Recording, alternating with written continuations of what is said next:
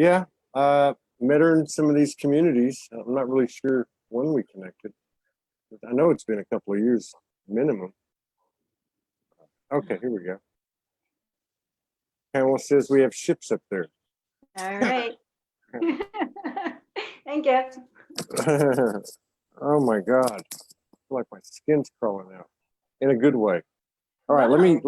let me hook up the. Yeah, I don't know what's going on. I've been burning up from the inside out since yesterday. Huh. Pamela says there's a huge CME on the sun today. Yeah, I feel like I'm gonna have to go take a shower or something. Huh. All right, so let's see what we got. All right, Pamela. Okay. Yeah. All right, so let me go in and share it to the network. Then we're gonna hear about this exciting lady and this exciting story. It's got "I am soul" written all over it. I did a lot of walking too, but not as much as you. Oh, great. I did a whole lot of walking for a couple of years. Where are you? Are you in Australia? No, I'm in Kauai. Oh. I'm in the Hawaiian Islands. I've been here since October. I got called here. I was traveling around. I wasn't walking everywhere, but you know, planes, trains, automobiles, Ubers, my boots. Yeah, I still did a lot of walking. And then I got called over here in October.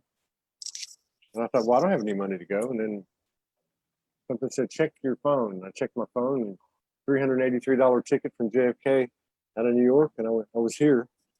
So we've been flying by the seat of our pants thanks to people like Pamela that support us, you know. And you know how this goes. I mean, what you're doing. Oh, yeah. I mean, it's a really, and you can relate to this. I know. It's a very.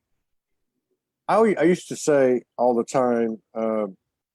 I feel like I'm on an island in the middle of the ocean. Like you keep moving forward, and I always break it down to walking. That's how I spent my first 2 years awake. And then all this, and you know you're making progress, and then you find yourself on this island, and you look around, and there's nothing there but water.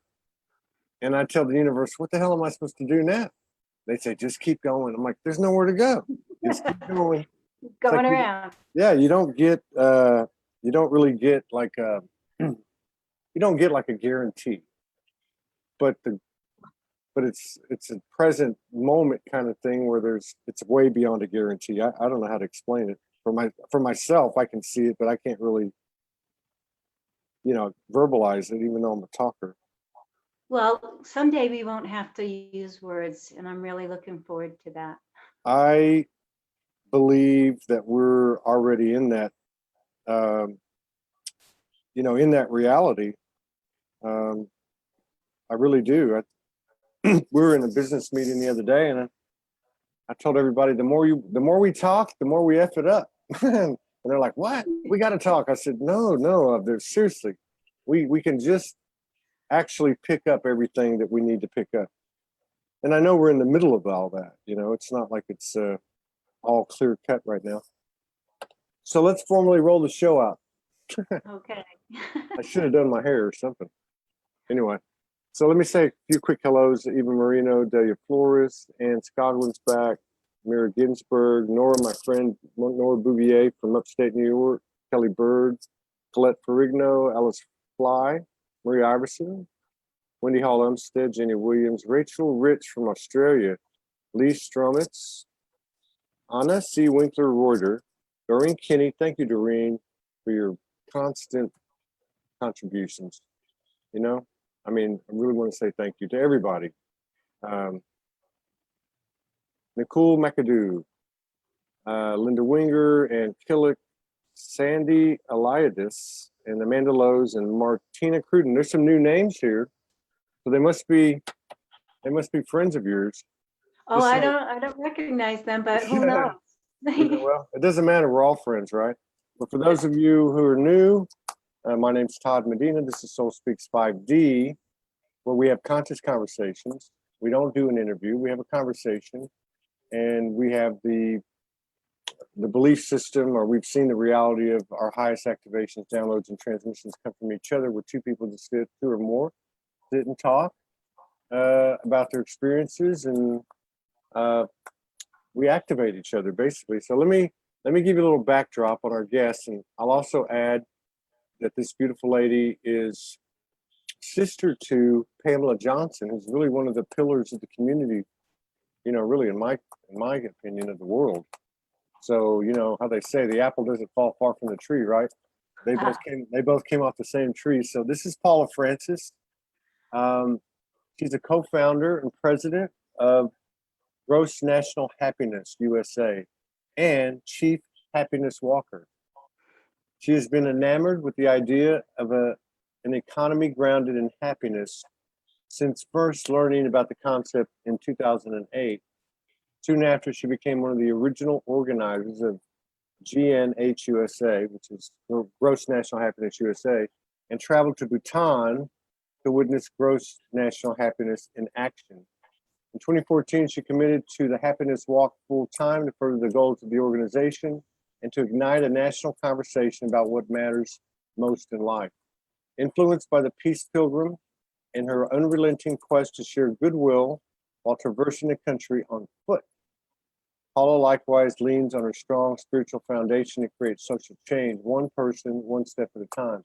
This happiness walker also applies her learning and values, clarification, compassionate communication, appreciative inquiry, community organizing, peace building, and positive psychology to inspire local action around creating a world that works for everyone and the planet.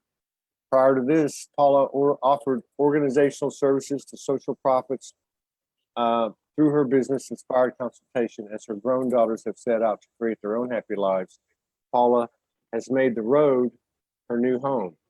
So I can totally identify with that. Not to the extent, your legs are probably stronger than mine, but I can really identify with that in spirit, you know, because I did something similar. But welcome to the show. It's great to have you here. Welcome to SoulSpeaks 5D. Thank you for sharing space with us and honoring us with your presence. Well, thank you. It really is all about conversation, isn't it? Mm-hmm. Yeah. Yeah. And at some point, I'll be able to sit in that room with you and won't have to say a word. We just look at each other and pick up everything we need. Right? Or halfway around the world and still not have to. That's right. That's right. Yes. So, I mean, that's a great bio. It gives us a lot of backdrop. We spend a lot of time on this show, on this production, this collaboration, talking about what the hell was it that woke you up? Was there a point where you figured out this isn't right, or something's not right, or, you know, what's going on here? I guess I've been that way most of my life, really questioning the things that I saw in the outer world, and it was to me like, why are we living this way? Why are we treating each other this way?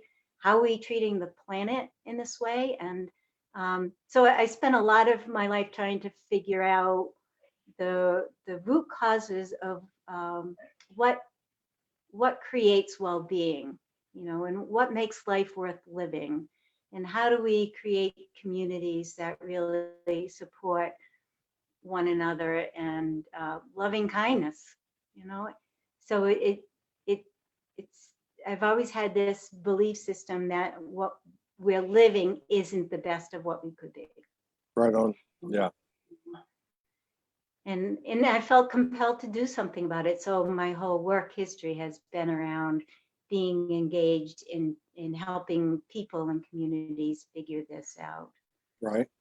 Do you have a lot of support? I mean, well, I don't want to get too far ahead.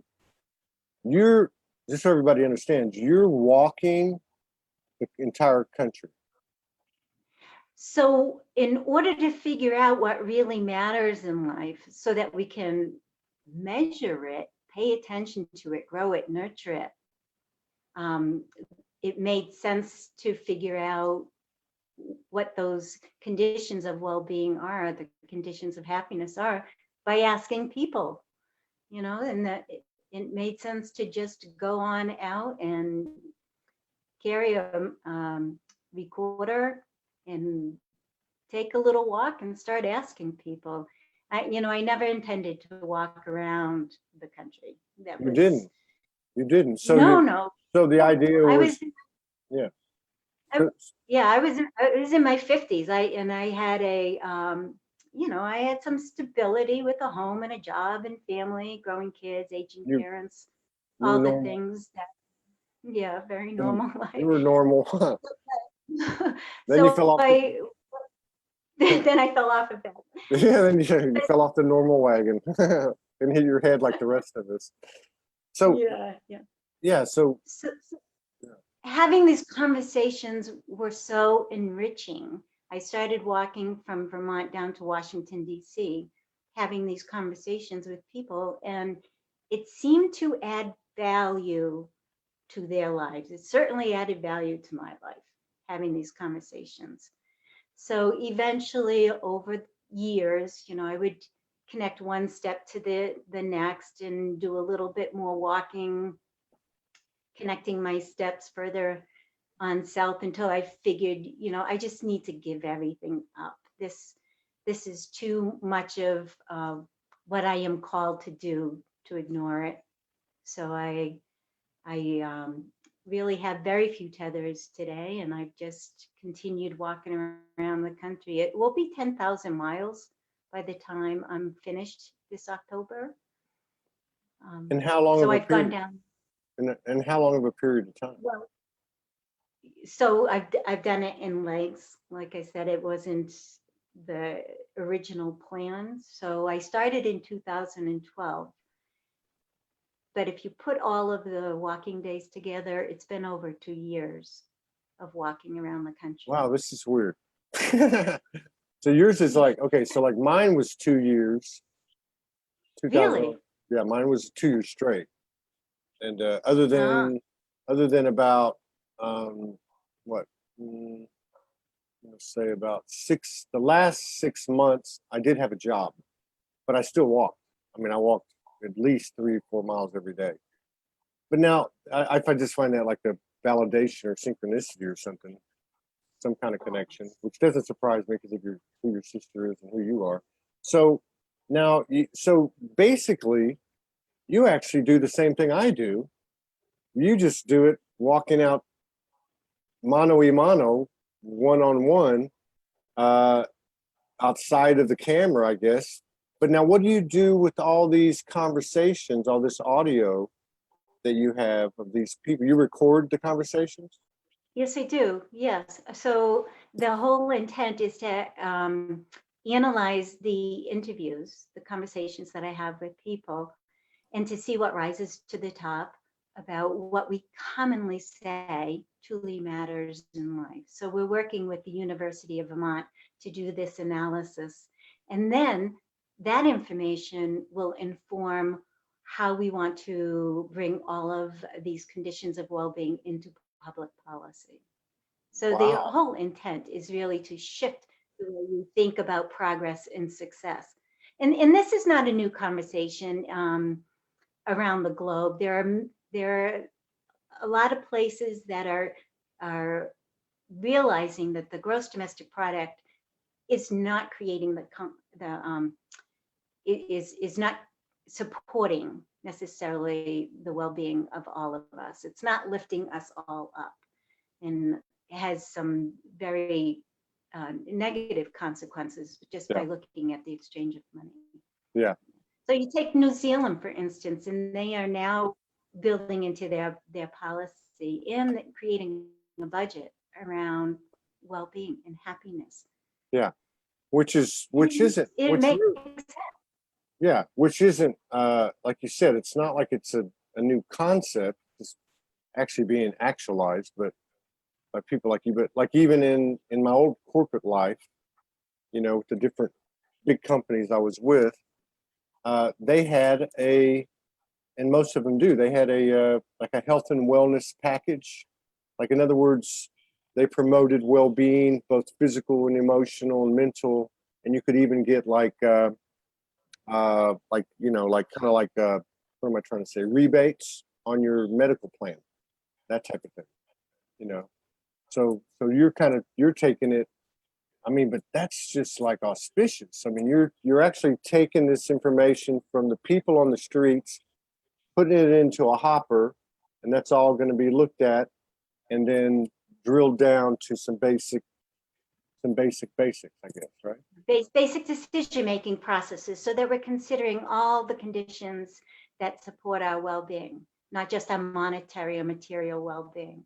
And you're right, there are many businesses and corporations that are coming to the understanding that if you take care of people, Yeah, people take care of you, right? yes, It's not just about the bottom line of profit. that's right. That's If you take exactly care of right. people, people are healthier. It actually costs the business less money. Yeah, that's People true. are more That's very true. dedicated to their work, more creative. So the outcomes are really very positive by taking care of the things that really matter, which is one another and our health and our psychological well-being. Absolutely. The driver might be actually for a successful business. And, that's, you know, one way to get at it, but the outcomes tend to be great for people Yeah, in the business. So, yeah, that only makes sense. I remember reading a book years ago when I was into all that, um, called Maverick, and it was a Brazilian guy. I don't know if you've ever seen it. It's called Maverick, and it was a Brazilian guy who had inherited his father's company. It must have been a pretty good sized operation, and he went in with the same awareness that you had. So he went in and said, "Wow, we're working these people to their bones. I mean, we're just not, we're insensitive." So he started to build what you're talking about. He started to build a health, a happiness-oriented um, type of environment, and the profits went through the roof. To include, like, even like anything that came up, which you would take to the board, he would go out and talk to the people and say, "What would you do?" Right, just like what you're doing. And then from there, I did some studying on a few companies, which sustained it for a while, but I don't think they stayed that way. One was Southwest Airlines. One was UPS. I think another one was Cisco Foods before they got really big, where the basically that the populace managed. It was like an upside down pyramid instead of the stereotypical pyramid. You had the upside down pyramid, so that the point is now on the bottom. So they say that's the CEO, and everything above it supports that, which the top line being the people, the customers, the quality, and that type of thing. we, the people. Yeah, absolutely. Yeah. So the conversations with people are really amazing. Um, the question that I ask folks is what matters most in life. That's the starter question to get the conversation going. And it's really amazing how consistent the responses are all around the country. Many thousands It's of consistent. interviews. It's consistent. Yeah. So Very consistent. so the Very. so, so the main question. Can you just repeat that? What's the main question? The first question. What matters most in life? And what do Right. people? What are the? Yeah. Yeah. So, well, the top answer by far is our social connections. People matter. Yeah. People. Um, our family, our friends, our communities, taking care of one another. That's another way that people describe that. So, really looking out for one another, wanting to make other people happy. These these are the common answers that I get. having a thriving community. And again, that's about creating space for these social connections to be enriched, right? So there's a real theme here about people taking care of people. Yeah. Yeah. I've always felt like, like 99% of the people out there want to, if they had the, ability, they want to do exactly what you're saying. It's like, you know what I mean? It's like everybody wants to everybody wants to serve the collective. Everybody wants to, at some level or another, wants everyone to be happy and be happy themselves, and then you have all the distortion, which I guess that's why they call it the 1%. I don't know. But yeah, so now when you talk to these people, what is their what is their disposition? I mean, what is their outlook? Do they feel optimistic? Do they feel pessimistic? Yeah, I actually ask that question a lot, whether people feel hopeful. And I would say, I don't have the exact number, but I would say about, 90 to 95% of people do feel hopeful. Really? And that makes me hopeful. Yeah, because I think we have faith in ourselves Yeah. as humanity. We've overcome a lot. And, we've shown a great deal of resilience in our life. Yeah. And I think people are seeing a shift happening. This is what is truly exciting to me, is that people are acknowledging that maybe their lives aren't necessarily consistent with their values, their daily lives. So they're awakening up to that, right? That, something is a little bit distorted in the way we've been, living our lives and what we value in life. So just the awareness of that is incredibly important, right? Yeah.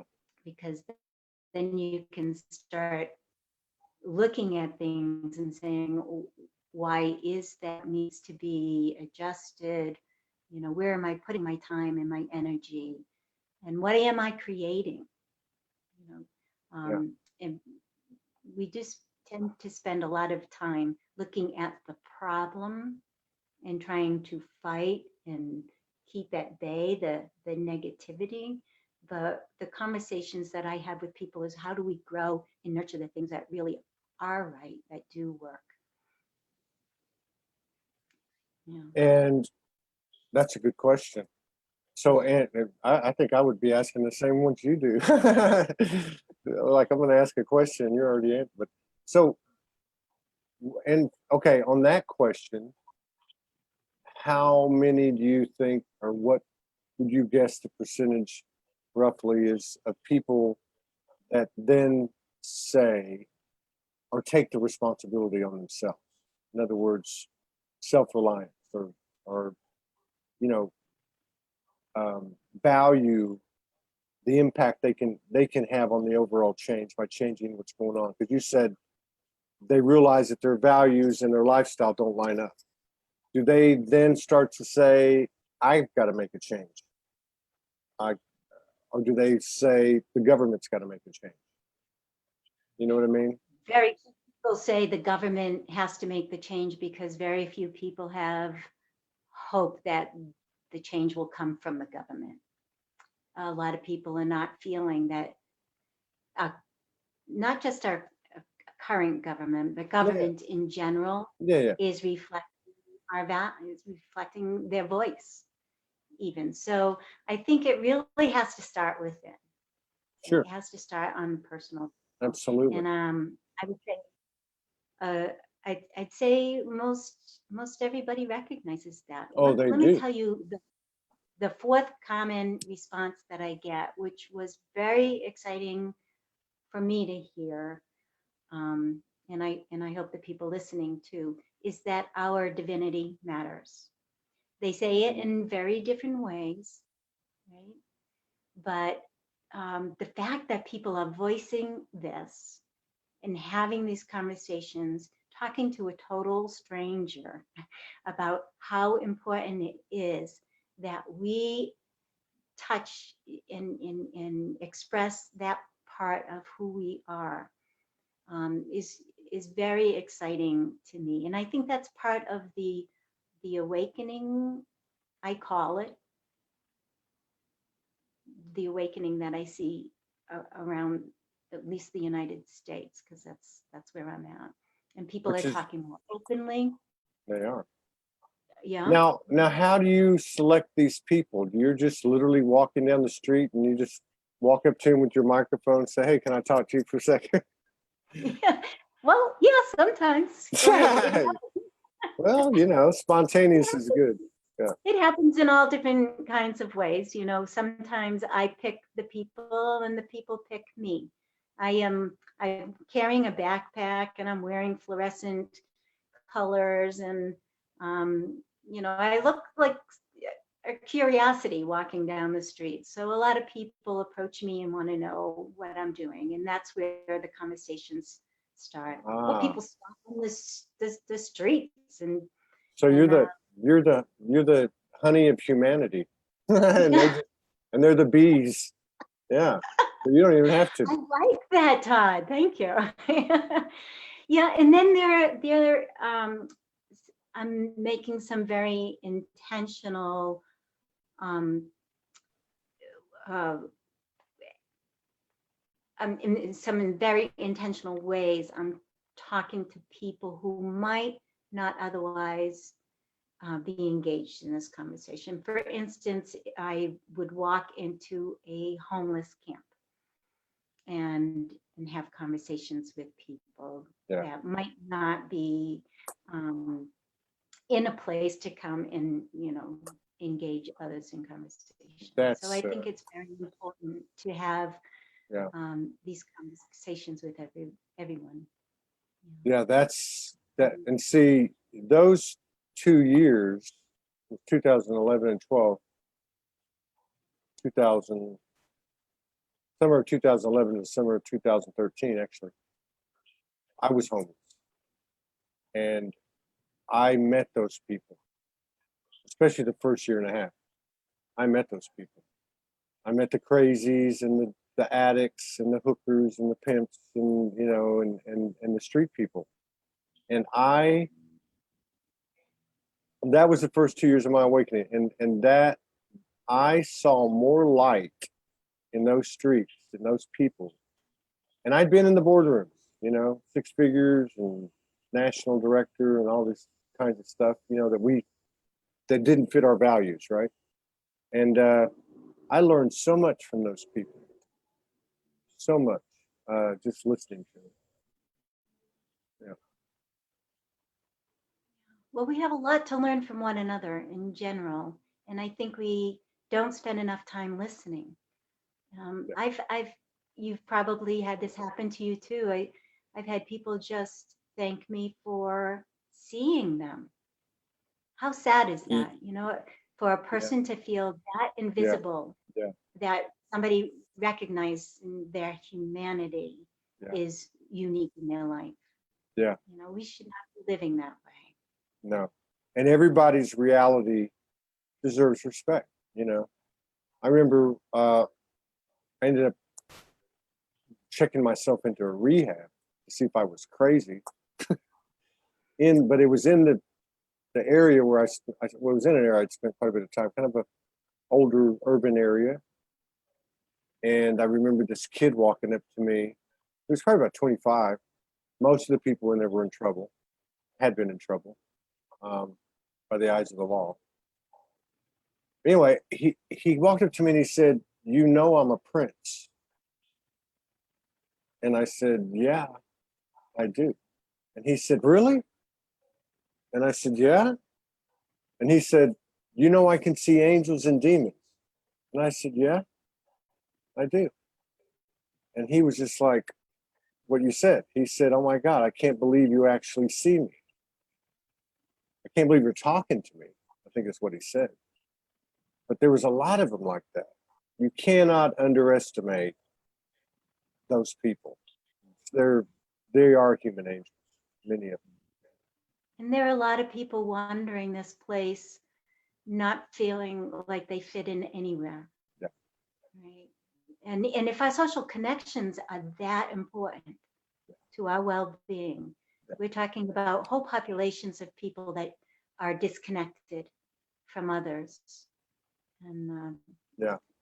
And oh my gosh, they can beam as well as anyone. They can shine as if they just have a little, you know what I mean, a little love, a little, and that is love. Love is just, hey, how are you doing today? You want my, half my sandwich? You know, I remember having many of those conversations.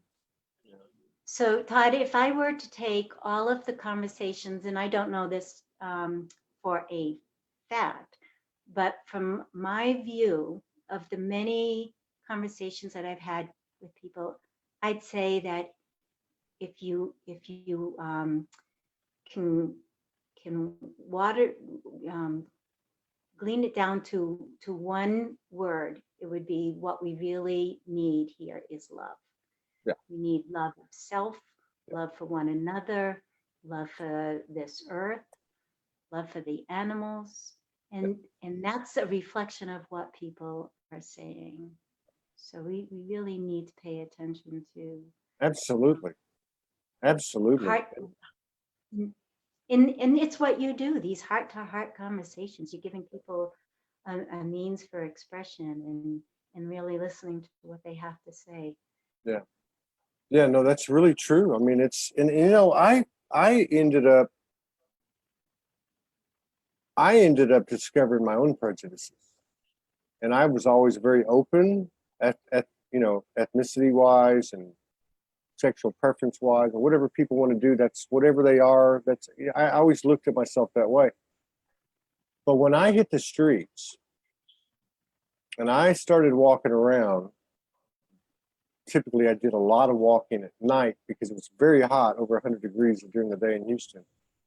But I started to run into these people that were like, night people, basically. And I would first be like, ooh, you know, like, get away, you're weird. And then I started having these conversations in my head, like, wait a minute, what are you who are you? I mean, you're sleeping behind a building tonight.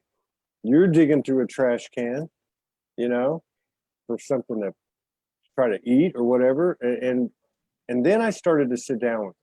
And then I started to find out that they were just like everybody else. In fact, many of them had huge traumas that drove them to the street. Some of them had families with money. They just, like you said, felt displaced, and they hadn't found a place that felt like home, you know. Yeah. And I Well, learned. Sorry. No, I was just saying I learned a lot. I learned a lot. I I think expanded. we all want to be understood. Yeah. But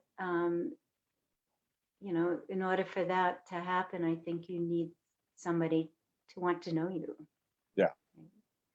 Yeah. And I've got to say too that the thing that gets in the way of that connection for a lot of people, I would say, is fear. Sure it is. You know, it's either fear or love, I believe. And I think a lot of us are keeping ourselves from some very rich and meaningful experiences in life because we either fear the outcome or fear we're not good enough or fear the other because they're unknown. And if we could just let go of the fear that we carry around with us, it burdens us, it drags us down. Life opens up to some incredible, you know this, incredible experiences that are divine. Like they are miracles that happen every single day. I experience that on the road. Everyone that I know that's ever done any kind of long distance traveling or you know, there are things that happen in your favor, the synchronicities Yeah. that you just can't win. No. And if you have fear, you're likely not to see them. You know, if You won't take see off it. that veil. Yeah, I don't think you will see it. But you're right. It's including divine intervention, divine episodes, apparitions. I remember many times, especially the first year, I remember many times things happening. I'm like, what? You know, like did that just happen? Did I just meet that person and they smelled so bad? I remember this one guy smelled so bad, and he walked up to me and he said, "You," because I didn't look the part yet. I wasn't, you know, I might have had a decent shirt on or whatever. And he said, "Do you have any money?" And I'm like, I had $11. I remember I had $11 in my pocket, and I said to him, "I'll give you 7," because I wanted to go to Denny's and get like a $3 meal. Denny's, a $3 breakfast, and then I turned and I walked away from him, and it was a very long sidewalk next to a highway. There was nowhere to go because there was a wall. There was a road on one side and a wall on the other, and I must have walked like 30 feet, 40 feet. I turned around to look back and take it all in, and he was gone. There was nobody there. And then later that day or that evening, I had a miracle. I had a miracle where I should have been dead. I should have died. I said there's something happened and it was not good. And somehow or another, and I knew that it was related. Almost like by the choice I made, you know, is what created the outcome. I'll never forget that. Those are amazing experiences. Yeah. Yeah. And I can only talk to my own experience, but once I recognize that this started happening in my life, and the more I let go of fear and the more I let go of judgment, and I started seeing this happening in my life with more and more frequency.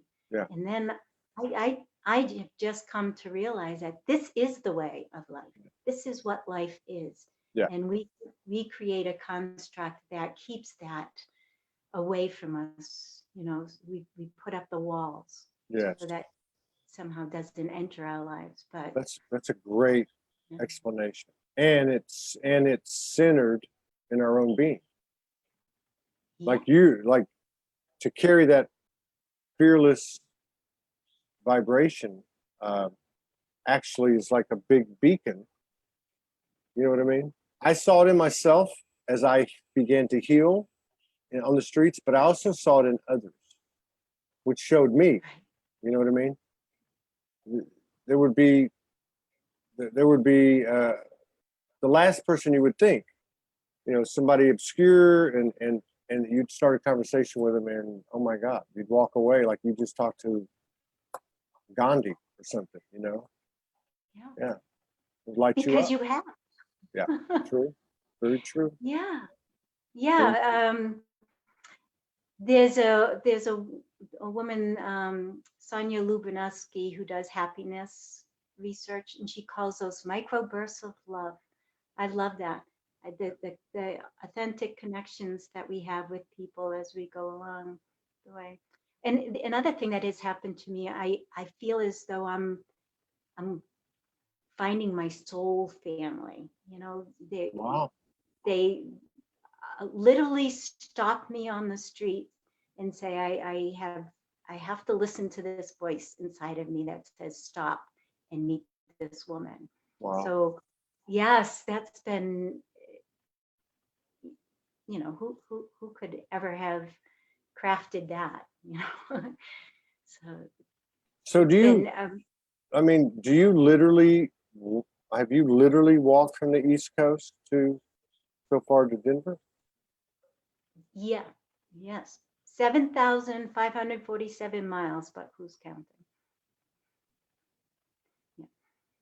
I've walked down the East Coast, down along the southern border, up the West Coast, and now I'm heading back east. I mean, correct me if I'm wrong, but I can remember my longest day would have been 18, 20 miles. And that would have It's a good taken me, day. yeah. And I didn't have a lot of those. I had a few, but that was a lot. That was a long walk. That was a long day. That was probably 10 hours, I would think. Something like that. Hmm. Maybe 12. Your legs must be like rock. I regularly do that, but that's what I'm conditioned to do, and I have a route, and I've got a schedule that I try to keep at, with allowing for whatever to happen. Yeah. But so I routinely walk 20 miles a day, sometimes more, sometimes less. Yeah. Wow. Depending on where I can get my next meal. So, wow. Well, there's a lot of trivial things we could ask you. I don't want to ask you that. How can we help you? How can our Oh. community help you? Oh, that's a great question. Thank you. I think just what you're doing is very helpful, is stimulating conversation about how we can be our best selves, and calling to question what our belief systems are, and uncovering who we really are here today on this planet. I think that's great. I think having the conversations with others about how do we create more of this in our community, the things that really are loving and nurture kindness in one another. Looking somebody else in the eye, how about that? Right? and saying, oh, recognizing one another, for sure. But on a organizational level, we have a charter for happiness that's on our website that essentially says that happiness is not frivolous. It really does matter. Yeah. That we ought to be paying attention to that and setting policy around that. So there's a charter for happiness that you can sign. Oh, yeah. Now, so tell me, what is the name of or what is the URL address? Is it Gross National Happiness? It stands for that. It's GNHUSA.org. GNHUSA.org. Okay. Stands And how do you sustain yourself? I mean, do people make contributions to you or for you, or I mean, I'm not saying we can, because we're mostly a bunch of light workers that don't have any money, but we have energy and we have love and we have a heart, and we've been able to assist each other from time to time. Yeah. Is there anything we could? That sounds like our organization. What's that? I said that sounds like our organization. It's Right. totally volunteer run. We have a big heart, a large vision. So yes, we do exist on donations, and on that website you can see there's a place to make a donation. And so here, the here is the site. You can join the mailing list. Yes. GNHUSA. We'll go ahead and put in. If you I just subscribed right now. Oh, thank you. Great. Everybody, that's GNHUSA.org. Is that you? That is me walking somewhere, I think, in New Mexico. A lot of my walks look like that. Are you carrying everything with you, or does somebody like follow you? No, on that particular walk, somebody had transported my gear, but I carry a 25-pound bag with me. Yeah. So, I carry my home is on my back, essentially. Yeah, I've been there. Yeah. It's amazing how little we need. Isn't right? it? Isn't it? Yeah. Isn't it? Yeah, I started with 2 suitcases and a briefcase and dropped it to a backpack and a briefcase. That's pretty much. Anything you can swing. I'm still sending stuff home. Yeah. Yeah. So here's the charter. Read, sign, share. Charter for Happiness is an expression of commitment to a new economic model, one that makes happiness and well-being our new bottom line. GNHUSA invites you to read and sign the charter. Anyone can join in, and every signatory demonstrates our collective interest to increase happiness and well-being for all. Signing the Charter for Happiness is a no-cost action you can take right now to help make the shift toward a healthier and more just society. Add your voice to this movement by becoming one of the first 1,000 people to sign the Charter for Happiness. I'm signing. So, I mean, this is conscious intention. Absolutely. You know, this is that non-physical, non-verifiable, so far, you know, power, energy, spirit, soul, source that we are. And you are doing it. You're doing it. Yeah. The thing that I really like about this, Todd, is that it's also very practical. This is a conversation you can have with anybody that you meet, because we all have an idea of the things that matter in life. Everybody has their own perspective, right? So, you know, some of the conversations change from person to person. You know, we all come from slightly different places, and you can go in different directions with people and talking about our awakening or collective spirit. But others, you know, this is a very, very practical, change the policy, have it support our happiness, our well-being, and, you know. And it's not volatile. You know what I mean? I agree with what you said at the top of the show when you were talking about the resilience of the human being. You know, that's one thing, regardless of what your spirituality or religiosity or science or whatever is. You look at history, you look at even your own life, and you see in so many different examples, individuals, groups, countries, whatever, where the people they just don't give up. They just don't stop. I think that's a trait of the human being. Mhm. Right. And, you know, the science does support that what you put your attention to is what you're going to get. Yeah. Right. So that's why our belief is that you create the vision that you want, you know, and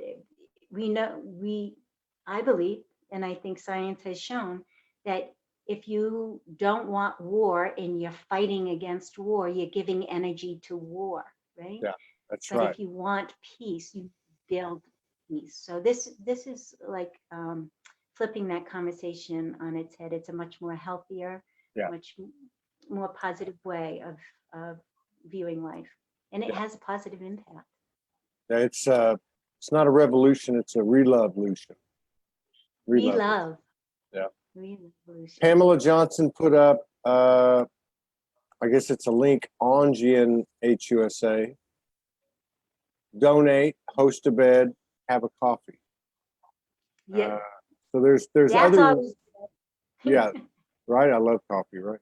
So there's So I guess the point being, there's a few ways to get involved. Basically, I signed up. Great. I signed up, and I also signed the charter.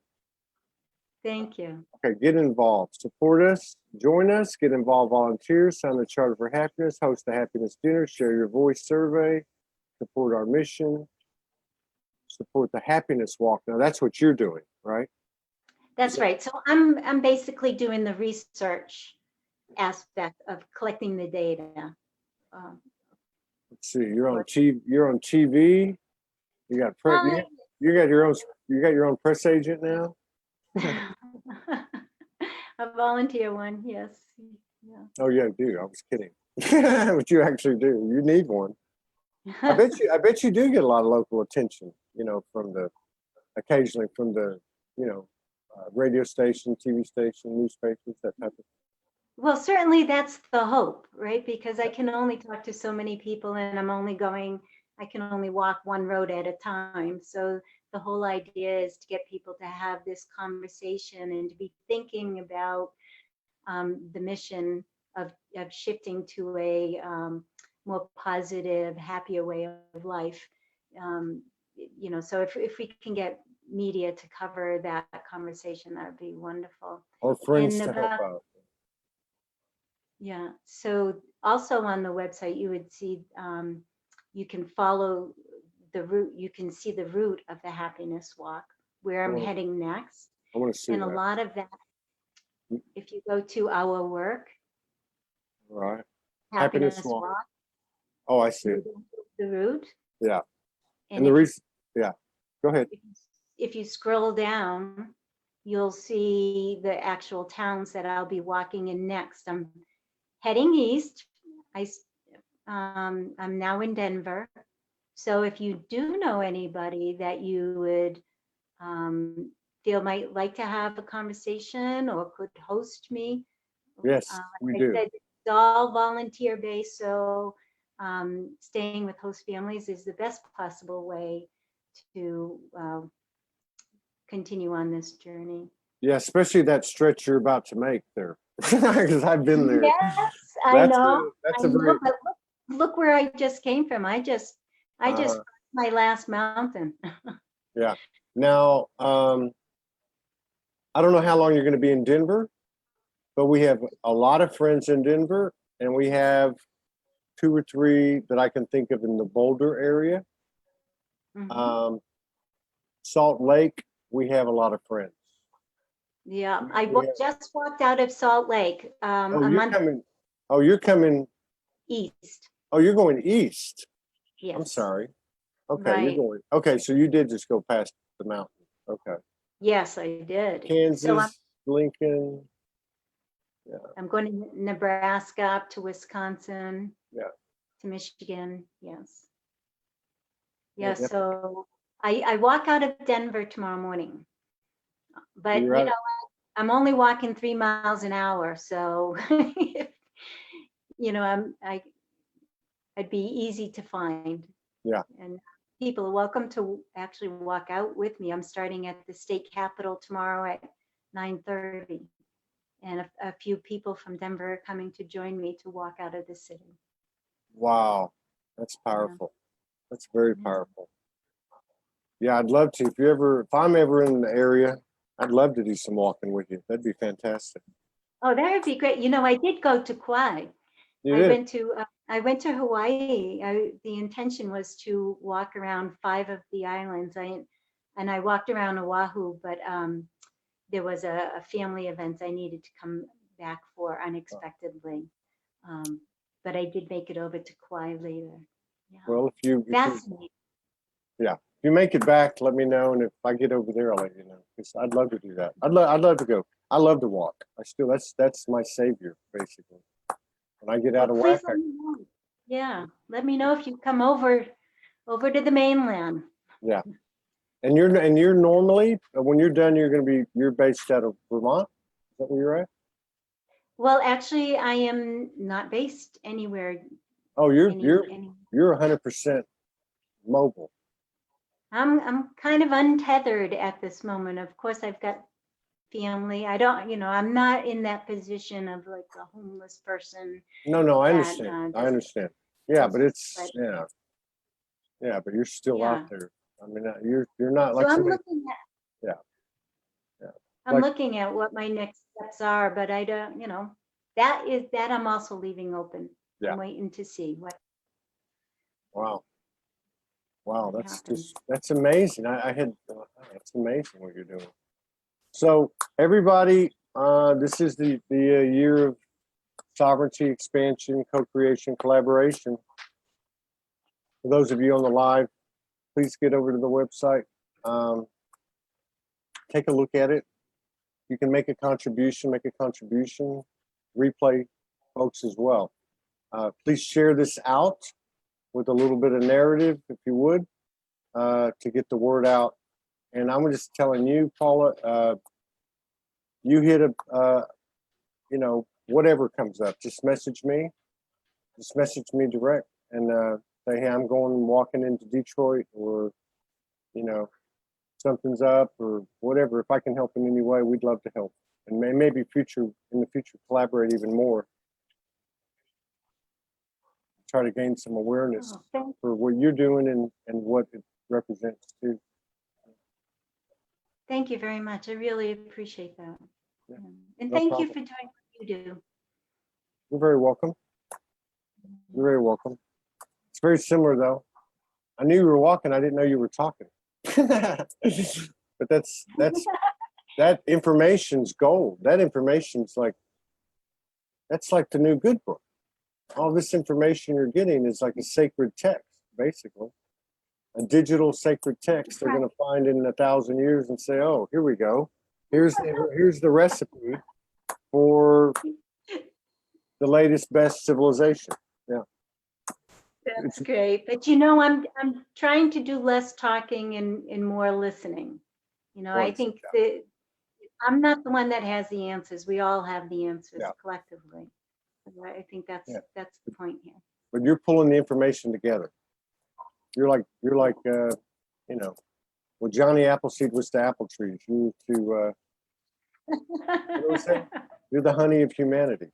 Yeah. The bees are coming. It's beautiful meeting you. You're a beautiful soul, and it's an honor to have spent some time with you. And like I said, if you need, just reach out to me. If you think there's something I might be able to do, or we might be able to do at Soulogy. Or if you're in a place where, hey, I'm stuck, I'm over here, and do you know anybody? I mean, it never hurts to try. And I've had it happen a couple of times. We've been able to help people, you know. So keep it in mind. I certainly will. Okay. Thank you. You take care. Have a beautiful day. And have a good trip tomorrow. Bye-bye.